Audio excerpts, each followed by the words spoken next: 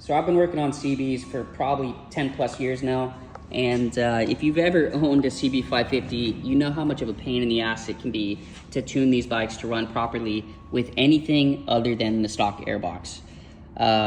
Things like pod filters, velocity stacks, they just do not run right. And you can get them to a point where they run okay, but it's not as good as stock.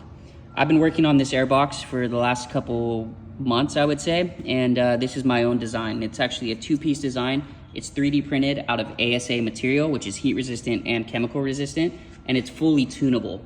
The one thing about the stock airbox and these carburetors in general is that the carburetors want a slow and steady pull of air. It has to be calm inside of the airbox for these carburetors to work properly.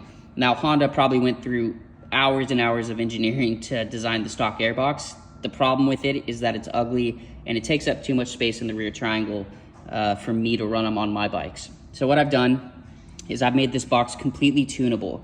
I kind of took a guess on how much volume I would need inside the box to supply all four carburetors.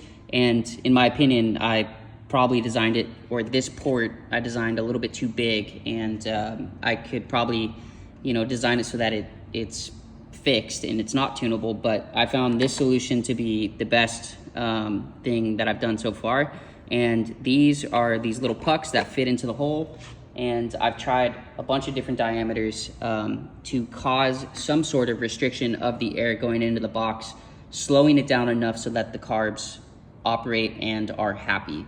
Now, my jetting for this is I'm running a 42 Pilot, and I'm 3 turns out on my air fuel mixture screw, which means I could probably jump to a 43 and turn these in about a turn, but it's running really good right now, so I'm gonna leave it where it's at. My main is at 100, and my needle position is 2 positions down from the top.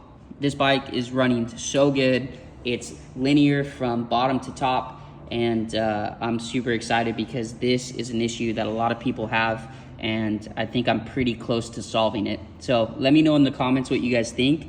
If this is something that you guys would like for me to bring to market. It's just about kind of, I don't know if I'm gonna go with the printed stuff. I would much rather have these produced out of like a solid piece or an injection mold.